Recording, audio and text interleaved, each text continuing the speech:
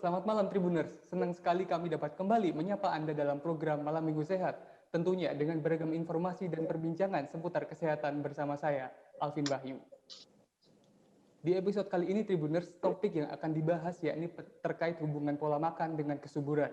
Untuk membahas topik tersebut telah bergabung bersama kami, Dokter Filsuf serta ahli gizi komunitas, Dr. Tan Sutien. Halo Dr. Tan. Selamat malam semuanya Tribuners. Apa kabar dok? Alhamdulillah masih bisa bernafas dengan baik, dengan tenang. Kemudian selain itu turut bergabung pula malam ini yakni Dr. Caroline Tirtajasa SPOGK, dokter spesialis obstetri dan ginekologi konsultan. Halo Dr. Caroline, selamat malam. Selamat malam, apa kabar? Gimana dok kabarnya, sehat? Sehat banget. Mungkin untuk kita terkait topik kita malam hari ini terkait pola makan dan kesuburan. Sebenarnya kaitannya seperti apa dok? Mungkin bisa dimulai dari Dr. Tan. Iya, belakangan ini Dokter Caroline dan saya sering tiktokan pasien ya. Jadi artinya banyak sekali perempuan-perempuan, nggak laki nggak perempuan sebetulnya sama aja, menikah, punya uang, udah siapin macam-macam, yang ditungguin nggak datang. Apa itu? Anak. Ya, sampai kalau mau ke kawinan zaman sebelum pandemi ya, pergi kawinan takut. Pergi ulang tahun takut, apalagi kalau nengokin bayi, lalu ditanya, kapan gilirannya? Rasanya udah pengen, Oke. Belum lagi yang baru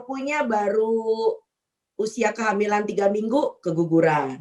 Nah kan, jadi belakangan ini mengenai masalah kesuburan memang kita punya problem besar sekarang Mas. Jadi, dan mereka tidak mengerti bahwa itu terkait dengan gaya hidup, dengan pola makan dan sebagainya. Nggak laki, nggak perempuan, same.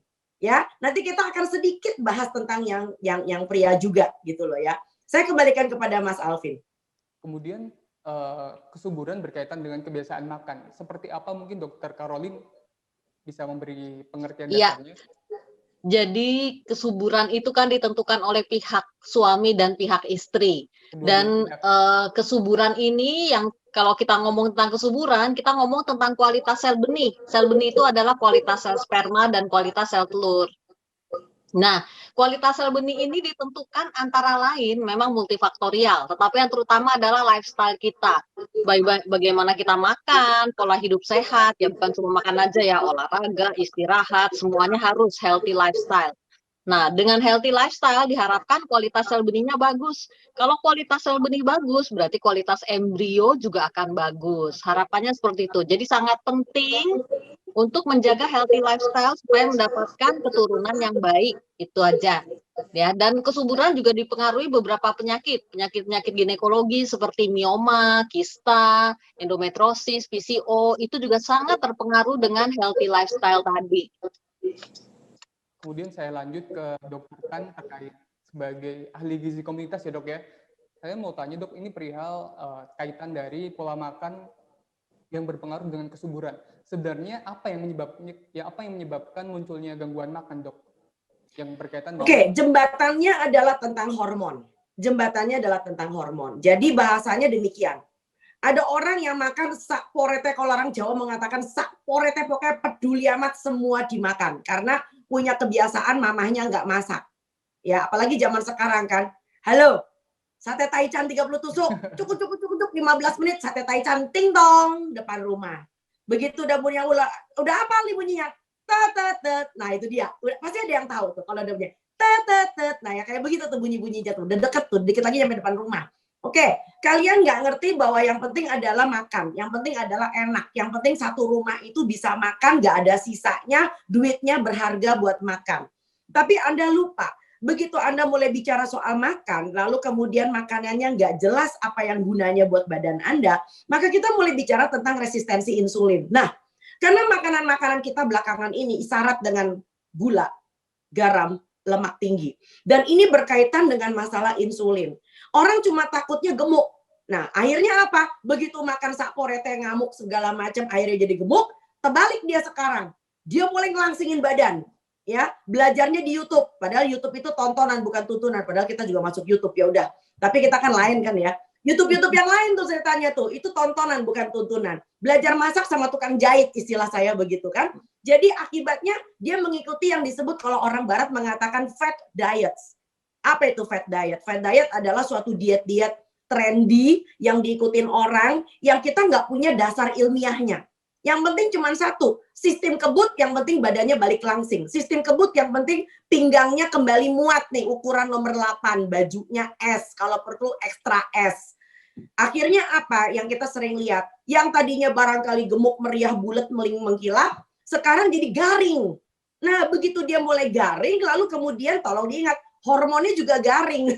Karena apa? Tanya sama dokter Caroline nanti ya. Jadi kita tuh mempunyai lemak, kita mempunyai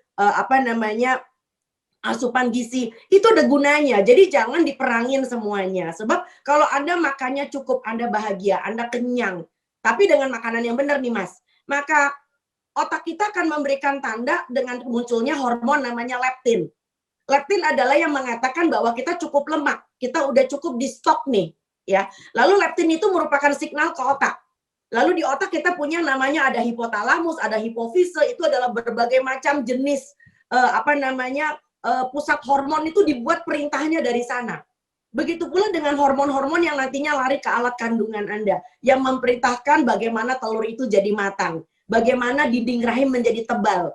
Kasarnya nih, kalau orang Cina mengatakan, karena gue Cina ya, makanya gue ngomong gini, orang mau punya anak, ibaratnya Anda harus memilih tanah yang gembur. Anda harus persiapkan dulu seperti kayak petani bekerja. Jadi tanahnya harus subur dulu.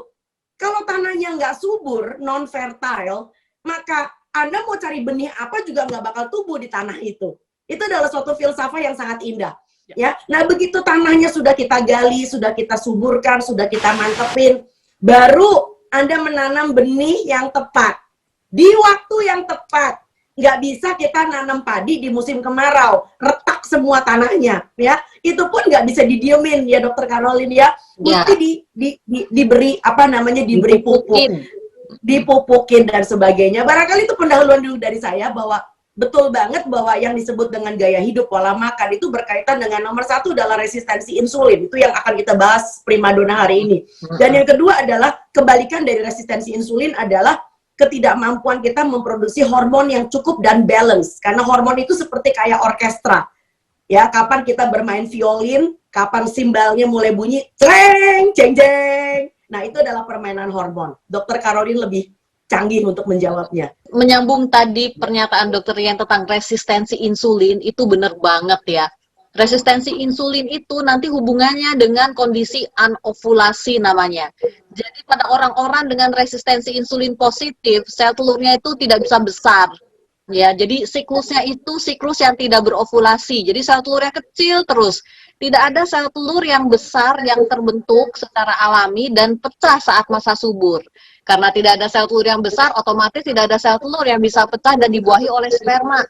Nah, makanya pada orang-orang dengan resistensi insulin positif, susah tuh hamilnya. Karena dia tidak bisa membentuk sel telur yang besar dan pecah saat masa subur. Nah, nanti pengaruhnya hubungannya nanti ke infertilitas jadinya. Dan diet yang seimbang sangat penting untuk membuat lahannya subur, yang tadi kata Dokter Yen bilang. Ya, dari kualitas sel benih tadi sekali lagi, kualitas sperma dan sel telur menentukan kualitas embrio. Hanya embrio yang terbaik yang bisa berimplantasi ke endometrium yang baik pula. Nah, itu pentingnya healthy lifestyle, makanan yang berimbang. Karena kalau kita terlalu kering juga, kayak tadi Dokter Rian bilang, diperes habis, kurus kering, tidak ada lagi. Mau apa, lahannya tuh ibarat lahan yang pada musim kemarau sudah kering kerontang, tidak ada zat gizi, tidak subur lagi. Jadi harus diet seimbang supaya lahannya subur baru bisa ditanami. Seperti itu intinya. Terima kasih sudah nonton. Jangan lupa like, subscribe, dan share ya.